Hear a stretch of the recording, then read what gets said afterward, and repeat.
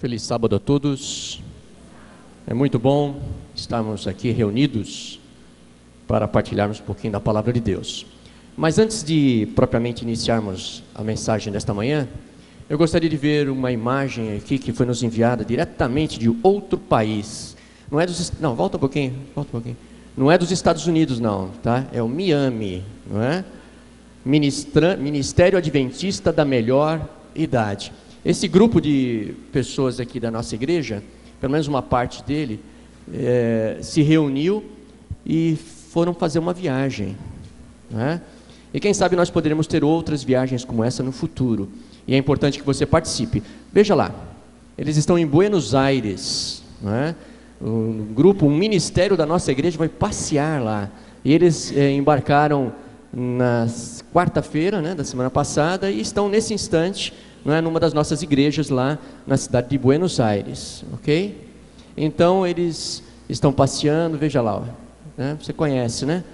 Então que bom, você não pode faltar, não é? O próximo programa, ano que vem, quem sabe, vamos pedir para que se organize direitinho, e não somente o pessoal da terceira idade, mas por que não os da primeira e da segunda idade também, não é? Para que façamos uma bela viagem a um país bonito da América do Sul ou em outro continente mesmo. Que Deus nos abençoe.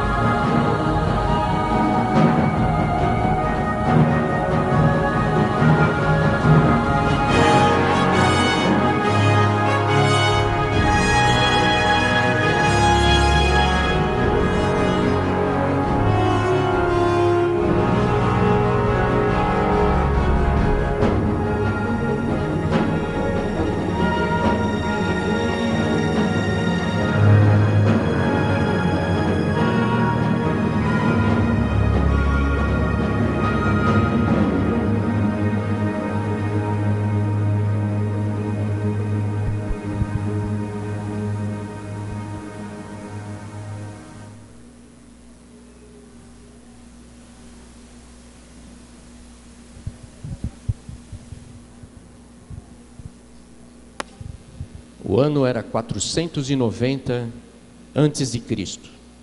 Os soldados atenienses partiram para uma batalha na planície de Maratonas. Eles tinham que combater os persas na primeira guerra médica.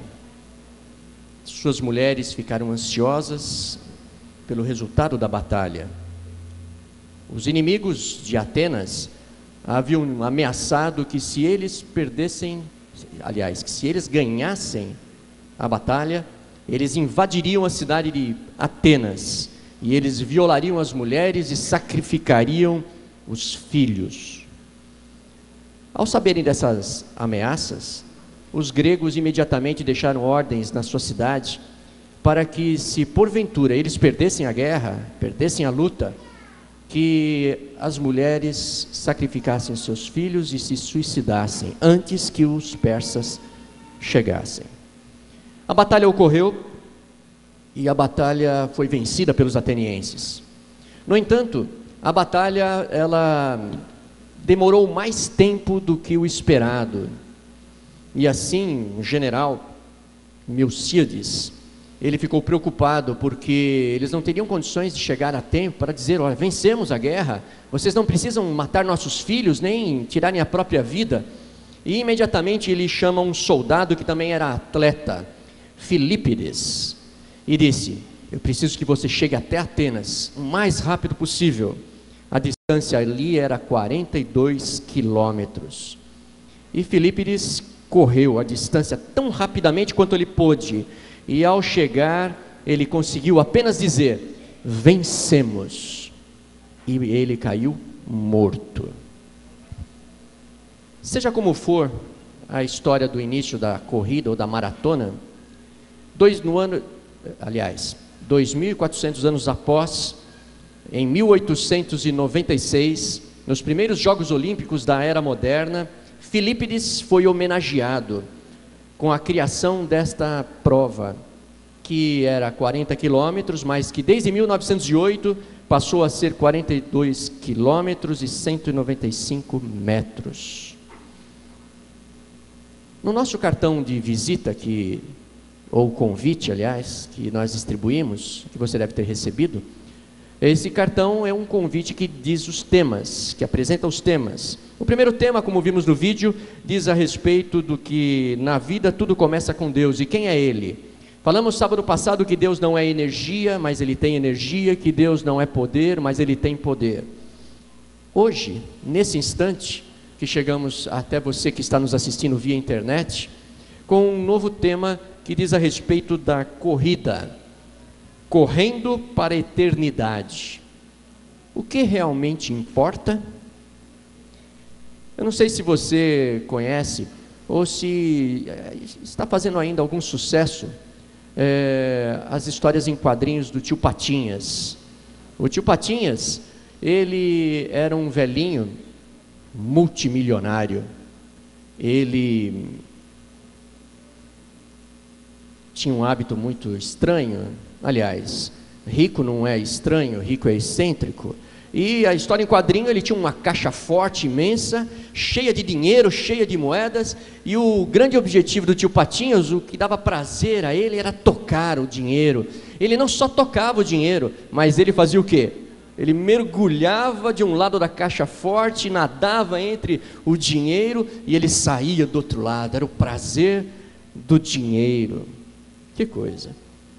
Mas na vida real, nós encontramos um exemplo de um multimilionário que juntou muito dinheiro com petróleo.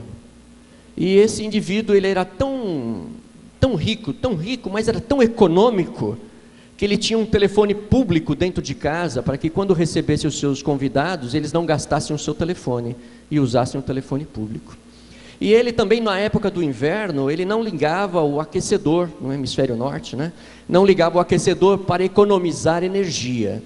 Ele tinha muito dinheiro, mas o que ele fazia do dinheiro? O dinheiro é bom ou é mau?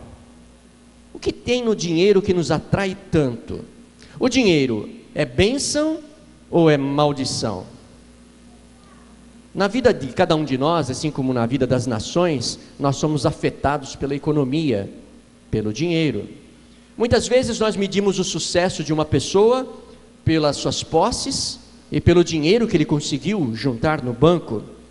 O dinheiro é uma das maiores invenções dos seres humanos. É uma das forças mais poderosas do planeta. O dinheiro envolve nossa pessoa, nosso sistema de valores, a nossa vida 24 horas por dia.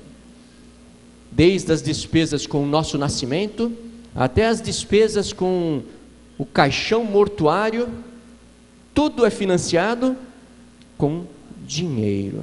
Com dinheiro.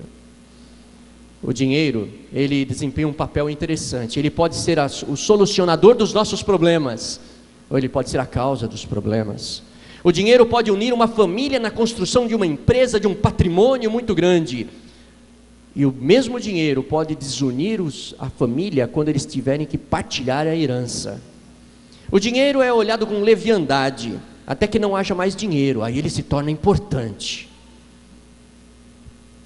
Mas por que precisamos falar de dinheiro numa igreja? Será que nós não temos um tema mais santo, mais puro?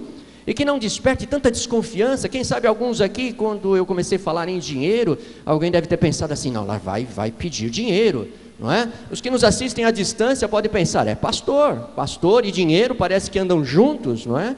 Será que não teríamos um outro tema para falar? Afinal de contas, você saiu da sua casa, você está nos assistindo aí, por que falar sobre dinheiro? Bom, esse é um bom lugar para falar sobre dinheiro. Primeiro, porque na maioria dos nossos cultos, nós costumamos levantar uma oferta. Os diáconos e diaconisas passam recolhendo as ofertas e os dízimos. E em segundo lugar, porque dinheiro e a nossa espiritualidade parece que andam juntos. E alguns de nós ainda não conseguimos associar isto. E alguns de nós ainda não entendemos exatamente essa questão, né, que se fala todos os sábados, na maioria dos cultos, no momento da oferta, e se faz um apelo, e se fala do dinheiro, se fala da oferta, relaciona com adoração, com gratidão, com obediência, e alguns acham que tudo isso é apenas uma manipulação, para arrancar, afinal de contas, o meu dinheiro. Que coisa! Mas Deus pode usar o dinheiro para fortalecer a nossa fé. Deus pode usar o dinheiro para desenvolver a nossa confiabilidade. Deus pode usar o dinheiro para nos mostrar o seu amor. Ele pode querer ensinar aos cristãos que têm algum dinheiro o dom de repartir a bênção com outras pessoas. Seja pela necessidade de dinheiro ou pela abundância de dinheiro, Deus ele parece aplicar uma linha geral à nossa vida com essa ferramenta. Ajudar a solucionar problemas dos outros pode ser um meio que Deus queira nos ensinar com o dinheiro que você recebe mensalmente, constantemente. Deus pode usar o dinheiro para nos ensinar generosidade. Deus pode usar o dinheiro para que nós venhamos a participar do crescimento do seu reino, da sua igreja, das missões. Deus, ele pode usar o dinheiro para nos fazer crescer na dedicação a Ele. É interessante que, como o dinheiro pode estar relacionado a tantas coisas espirituais, às vezes achamos que o dinheiro é só interesse, não é? É só cifrão e nada mais, e na realidade a Bíblia está nos ensinando, quem sabe, alguma coisa mais profunda que ainda alguns não pararam para pensar. Abra sua Bíblia, por favor, na primeira carta de Paulo a Timóteo, um jovem pastor. 1 Timóteo, primeira carta a Timóteo,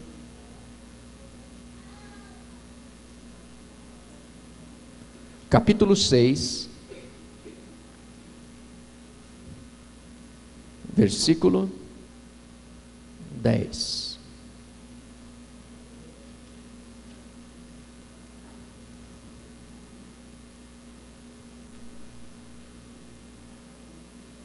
Muitos dizem que o dinheiro é a raiz dos nossos problemas. No entanto, a Bíblia tem alguma coisa a dizer um pouquinho diferente. 1 Timóteo, capítulo 6, verso 10. Pois o amor ao dinheiro é a raiz de todos os males. Algumas pessoas, por cobiçarem o dinheiro, desviaram-se da fé e atormentaram-se com muitos sofrimentos. Interessante, o amor ao dinheiro. Sabe, por trás às vezes das nossas atitudes com relação ao dinheiro, e em relação à igreja, em relação à vida, em relação aos bens, existe algo que está no coração. E isso é às vezes manifestado concretamente com a forma como eu e você manuseamos o dinheiro. Por isso que Deus consegue, de uma forma muito interessante, nos mostrar lições quando Ele fala de dinheiro na Bíblia. Por isso o uso do dinheiro pode ser algo muito espiritual, muito cristão, muito bíblico até. Você deve ter recebido na entrada, tá, o boletim, e dentro do boletim hoje, de uma maneira diferente, o guia de mensagem, não é? Alguém aqui não recebeu o guia de mensagem? Levante a mão, por favor. Quem não recebeu? Todo mundo aqui recebeu? Porque se você não recebeu, eu vou pedir para o José Wilson ali trazer um boletim para você. Ali, todo mundo recebeu? Alguém ficou sem? Alguém quer receber? Não? Que bom, não é? Nossa recepção, nossa hospitalidade está funcionando. Todo mundo recebeu. Muito bem. Nós vemos aí guia de mensagem número 1, slide, por favor. Eu gostaria que você completasse, você prestasse bastante atenção. Eu vou usar alguns textos aqui, eles estão numa versão contemporânea. Não é a Bíblia na linguagem de hoje, tá? Não é a Bíblia Viva, não é a Bíblia Nova Versão Internacional, não é João Ferreira de Almeida, mas é a Bíblia Mensagem, tá? É uma Bíblia muito interessante, que ele coloca ela numa roupagem bem moderna, tá? E de uma forma muito boa que soa aos nossos ouvidos. E aí nós temos um texto de Malaquias capítulo 1. Aliás, as nossas mensagens desde sábado passado, deste sábado e de sábado que vem, vão dizer respeito ao livro de Malaquias. Falamos que o livro de Malaquias é o livro do coração de Deus, no qual Deus, né, nós vimos no sábado passado, que Ele abre o seu coração e Ele diz para as pessoas aquilo que Ele sente, aquilo que Ele pensa, aquilo que Ele, afinal de contas, Ele tem dentro de si com relação à forma como você e eu reagimos diante dEle. Talvez aí no seu guia de mensagem vai ficar mais fácil, ali eu coloquei muita coisa e acabou ficando pequeno, né? Mas diz assim: não é verdade que um filho honra seu pai? Malaquias 1,6. E um trabalhador honra o seu patrão? Assim, se sou o pai de vocês, complete. Cadê a honra? Se eu sou o patrão, complete. Cadê o respeito? Estou chamando vocês à responsabilidade. Vocês estão me desprezando. E vocês dizem: como assim? Como estamos te desprezando, Senhor? Com esse culto ordinário, mal feito e desonroso que me oferecem. E vocês perguntam: o que queres dizer com desonroso? O que há de tão desonroso nisso? Na Bíblia, mais de 700 passagens falam ou tratam de dinheiro ou dos bens materiais. Jesus também se refere ao uso do dinheiro. Jesus não foi alguém desligado do dinheiro, tanto que o grupo de Jesus havia um tesoureiro. E se havia um tesoureiro é porque algum dinheiro circulava com o grupo, e não deveria ser pouco. Algum dinheiro. Jesus não abriu mão do manuseio do dinheiro.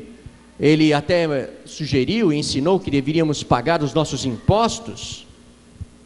O dinheiro envolve nossos sentimentos, nossos pensamentos, nossa alma, aquilo que somos, nossa vida, nossos nervos. Nós estamos ligados ao dinheiro sempre. E quando começamos a falar a respeito de dinheiro, eu tenho certeza que os sentimentos de algumas pessoas aqui presentes, daqueles que nos assistem, foi um sentimento, quem sabe, de revolta, de raiva, dinheiro, de novo esse negócio de dinheiro, manipulação, não é? Medo. Desdenharam? Lá vem pedir dinheiro. Será que existe um nervo ligado do nosso sistema nervoso central ao nosso bolso? Ou à nossa bolsa? Porque quando parece que trata do dinheiro, imediatamente o sistema nervoso já sinaliza. A razão é que dificilmente há um assunto, talvez fora o assunto sexual, mas que mexa tanto conosco quanto o dinheiro. O homem gasta, aliás, o homem ganha o dinheiro. É ele quem gasta, é ele que investe, é ele que faz o dinheiro se multiplicar e é aquele também que faz o dinheiro sumir. No Evangelho de Lucas, abra sua Bíblia mais uma vez, por favor. Nós encontramos a história do rico louco. Lucas capítulo 12. Mateus, Marcos, Lucas. Lucas capítulo 12, versículo 16. Então lhes contou esta parábola: a terra de certo homem rico produziu muito, e ele pensou consigo mesmo: o que vou fazer? Não tenho onde armazenar minha colheita. Verso 18. Então disse: já sei o que vou fazer, vou derrubar os meus celeiros e construir outros maiores, e ali guardarei toda a minha safra e todos os meus bens. E direi a mim mesmo: você tem grande quantidade de bens armazenados para muitos anos, descanse, coma, beba, alegre-se. Contudo Deus lhe disse: louco, esta mesma noite a sua vida lhe será exigida. Então, quem ficará com o que você preparou? Assim acontece com quem guarda para si riquezas, mas não é rico para com Deus. Conta-se uma história que um milionário havia morrido, e ali estava o corpo, e as pessoas estavam no velório ali ao redor, e um amigo cutucou o outro, e disse assim: quanto será que ele deixou? Aí o outro olhou e falou assim: ele deixou tudo. Dinheiro, dinheiro. Vocês não podem servir a Deus e a Mamon, dinheiro em hebraico. Então quer dizer que existe uma relação, uma dimensão espiritual ligando-nos à aplicação do dinheiro? É isso que o Senhor está querendo nos convencer nessa manhã? Mesmo que o dinheiro em si não seja um Deus, mas facilmente nós fazemos dele um Deus com D minúsculo, então ele torna-se um ídolo na nossa vida. Mas ele se torna um ídolo porque nós conferimos ao dinheiro um valor que ele não tem. Quando o seu amor ao dinheiro cresce, a influência dele sobre você cresce proporcionalmente. O dinheiro, quando ele começa a dominar a vida de alguém, ele começa a fazer promessas, semelhantes a uma divindade que precisa ser apaziguada, né, e que quer presentear. Ele começa a te influenciar e quer oferecer vantagens, que somente Deus, o Criador, pode oferecer. Mamon, ele diz assim: eu vou pagar as suas despesas, eu vou providenciar tudo para as suas necessidades. Mamon promete te proteger. Sim, Mamon nos promete vida bem-sucedida e realização. Mamon não dá, aliás, nos dá objetivos para a vida, comprar, conquistar. Ele quer ser um Deus. Mamon tem mandamentos também, como todo bom Deus. Mandamentos que seus seguidores são obrigados a seguir no leito da morte. Nenhuma alma cansada pede para dar uma última olhada no extrato. Na hora da morte, ninguém pede: conta quanto dinheiro eu tenho na carteira. Na hora da morte, nós saímos como chegamos, sem nada. Ninguém pede para ver as joias da família, ninguém pede para ver a cotação das ações na bolsa de valores. Sabe, Mamon não impede a morte, mas ele paga o caixão. E a pessoa vai sem nada. Mamon é como uma droga. Após uma pequena dose inicial, nós gostamos tanto desse Mamon que passamos a ficar cada vez mais necessitados do que ele oferece. Mamon cobra um preço muito alto. Veja a vida das pessoas que, quando uma bolsa de valores quebra ou as suas empresas entram em falência, elas tiram a própria vida. Esse é o preço de Mamon.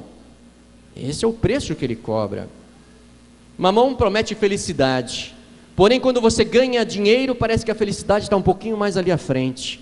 Mamon promete conforto, mas parece que quanto mais conforto você conquista, você sempre acha alguma coisa melhor e mais cara para você conquistar. Mamon é insaciável, é um senhor severo.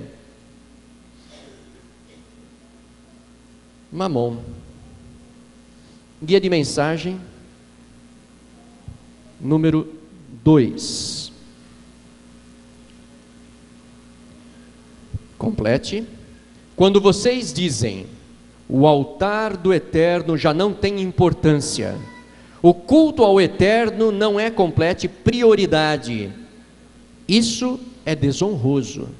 E quando vocês oferecem animais imprestáveis para sacrifício no culto, animais de que estão tentando se livrar, animais cegos, doentes, aleijados, não é desonroso? Complete.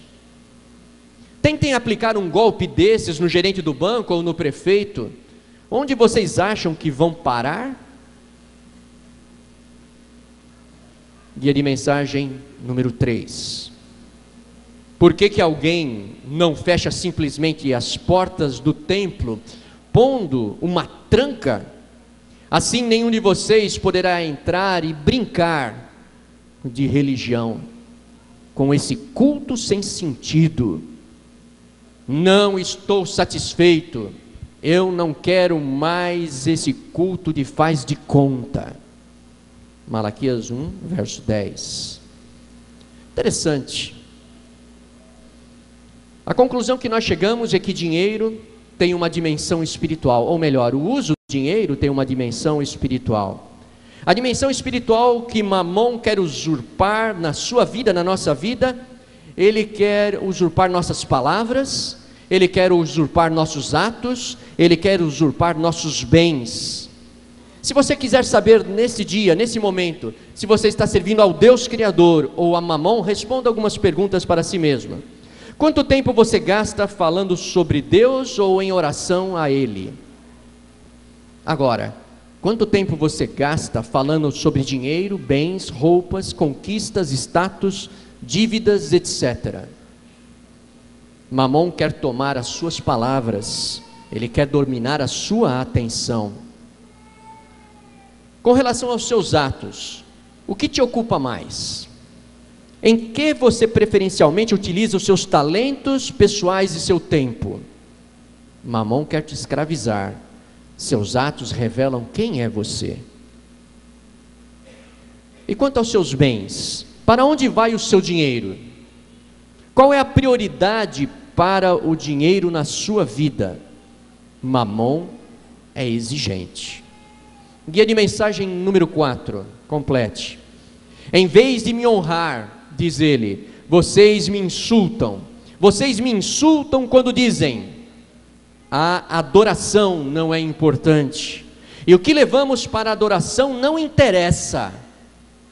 E quando dizem, que coisa mais sem graça esse culto, isso não faz diferença alguma para mim, vocês agem de forma tão arrogante, empinando o seu nariz, e quando de fato me oferecem alguma coisa, é uma esmola. Complete, esmola, algo defeituoso e inútil, e vocês acham que eu vou aceitar isso? É o Eterno que está falando com vocês. Jesus ele disse lá em Mateus capítulo 6, verso 21, que onde está o seu tesouro, ali também estará o seu. Então há uma dimensão espiritual no uso do dinheiro, sim. Então há, não é coisa da cabeça do pastor, de alguns teólogos, há uma dimensão, o próprio Jesus falou. Mas pastor, o senhor está exagerando. Será que a coisa é tão complicada? Será que afinal de contas o fim de tudo isso não é apenas conquistar nosso dinheiro? Grandes perguntas, precisam de grandes respostas. Você é inteligente e fica pensando, você não quer ser manipulado, você quer ser convencido, convencida pela palavra da verdade, por aquilo que o Senhor fala, e isso é muito bom, muito bom. Será que Deus se importa realmente com Mamon, o ídolo do dinheiro?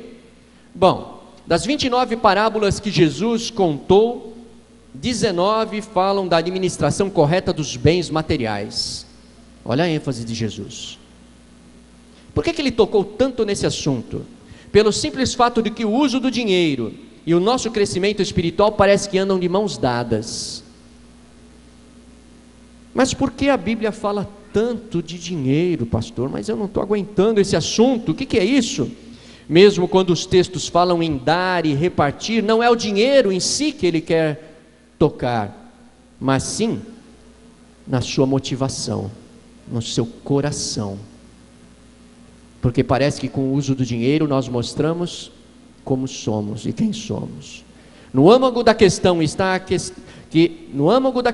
a nossa entrega, a nossa confiança, a nossa liberdade, o nosso amor.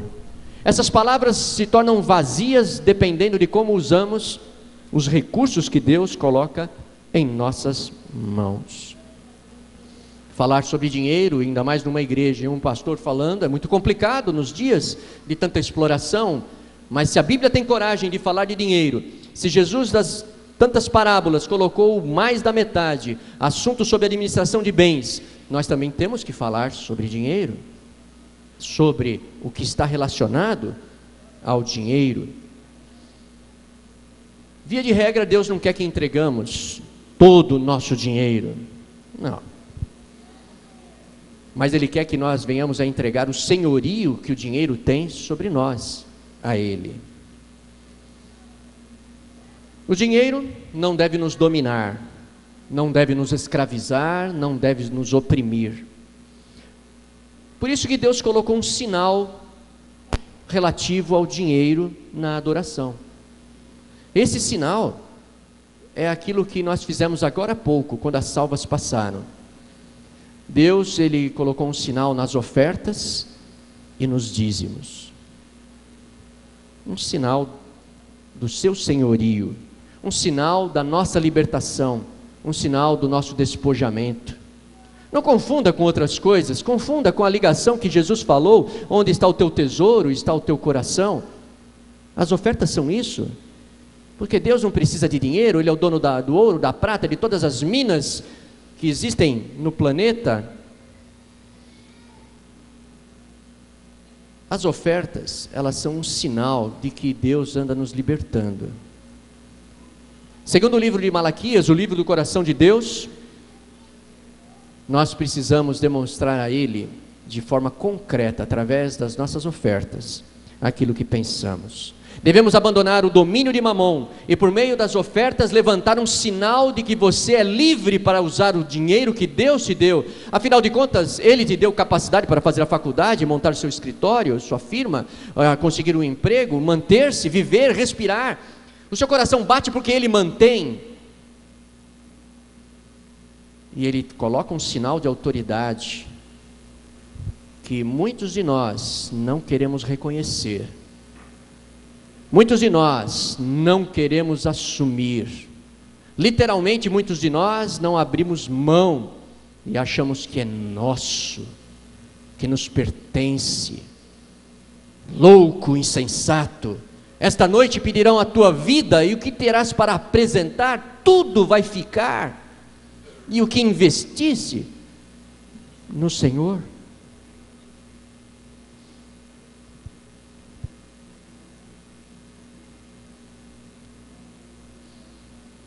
Sinal de senhorio,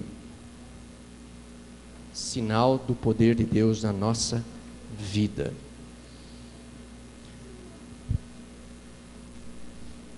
Guia de mensagem número 4.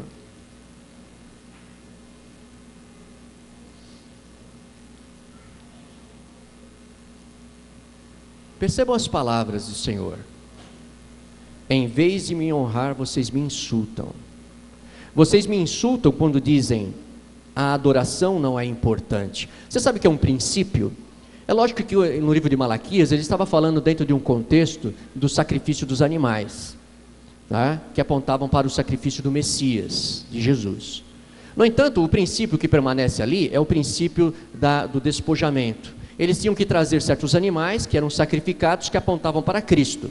E na hora de escolher os seus animais, ele tinha 5 bons e um doente, ele pegava o doente, não é? Ele tinha, na hora de escolher suas ofertas, ele tinha boas ofertas, Deus o havia abençoado e ele havia escolhido o pior. E aí eles chegam, reúnem-se, tem uma música bonita, cantam, louvam, oram, choram, se expressam, e na hora de ofertar, eles ofertam o que de pior eles tinham. Aí Deus olha e fala assim, olha, mas isso está contraditório. Vocês acabaram de cantar, de me louvar, de orar, de clamar a mim, vieram à minha presença, né? E agora, sabe, Deus, Ele não está preocupado com o dinheiro, mas sim, o que a sua oferta simboliza. O que a sua liberalidade está dizendo do seu relacionamento com Ele? É certo que precisamos pagar todas as nossas contas? É certo que precisamos, não é? Mas pessoas que são motivadas somente pela reforma da igreja a colaborar, na realidade elas estão juntando forças. Mas o que a Bíblia ensina não é necessariamente isso. Embora precisamos reformar e fazer tantas coisas, manter os ministérios, alguns acham que porque a reforma já acabou, né, as necessidades financeiras acabaram também. Ao contrário, porque agora nós vamos investir nas pessoas. e que como desde o nascimento até a morte, tudo é financiado pelo dinheiro, os ministérios precisam, lógico. Porque como poderemos fazer tantas coisas legais e bonitas sem ele? Mas isso não é o que é o primeiro lugar. Porque pessoas que acham que a reforma vem em primeiro lugar, quando a reforma acaba não param de ofertar. Então aí já não é mais mordomia cristã. A adoração não é importante, o que levamos para a adoração não interessa. E quando dizem que coisa mais sem graça, isso não faz diferença para mim, vocês agem de forma tão arrogante, empinando o nariz, quando de fato me oferecem alguma coisa, uma esmola, algo defeituoso e inútil. Porque naquela oferta defeituosa e inútil, que às vezes colocamos nas salvas, estão ali concretamente representando e simbolizando o que nós pensamos do Criador. Aí Malaquias pega um significado muito mais profundo daquilo que a gente pensa, que é dinheiro. A questão não é dinheiro, a questão é valor, a questão é importância. Em 2 Coríntios capítulo 9, verso 7, está escrito: Deus ama a quem traz sua oferta com alegria. Mas não porque ele precise de oferta, porque ele é o Criador de todas as coisas, mas porque essa oferta com alegria, não é? Essa oferta generosa é uma oferta que simboliza o amor. É o presente de aniversário. É como um marido que tem 5.000 reais no bolso e ele passa no centro da cidade, na loja de R$1,99, e compra um presente para sua esposa. Esse presente vai significar o quê? Desprezo. Mas se esse indivíduo só tem R$2 na carteira, e ele passar na loja de R$1,99 e comprar o presente, vai significar o quê? Amor, porque ele deu tudo. Entenderam a relação da oferta, valor proporcional às bênçãos recebidas? Perceberam que é espiritual ofertar e dizimar? Perceberam que alguns têm uma ligação direta do sistema nervoso ligado ao bolso, e quando esse assunto parece que eles travam? Eu não sei como você anda, mas eu sei que eu tenho que melhorar muito na minha mordomia pessoal. As minhas ofertas ainda estão muito aquém daquilo que Deus tem feito por mim, por minha família, e eu preciso crescer. Eu gostaria de convidar você a dedicar o seu coração, não o seu dinheiro, mas o seu coração. E que, se você entendeu a mensagem de Malaquias capítulo 1, do verso 6 ao verso 10, aproximadamente, que você reflita realmente onde está o seu coração, onde está o seu tesouro. Porque se o seu tesouro estiver só no seu bolso, Deus tem uma repreensão para nós nessa manhã. Mas fique em pé, vamos fazer uma oração e vamos dedicar ao Senhor nossa vida, dedicar ao Senhor nosso coração, dedicar aquilo que temos e que somos. Santo Deus, muito obrigado. Muito obrigado, Senhor, porque à sombra do pódio existe uma cruz. Muito obrigado, Senhor Deus, porque o Senhor quer nos ensinar algo que é meio complicado de entender, porque o Senhor toca exatamente naquilo que nós achamos que nos mantém vivos. O Senhor realmente toca naquilo que às vezes é o nosso ídolo, Pai, e é difícil abandonar esse ídolo. Esse ídolo é severo, é exigente, ele cega, ele trava.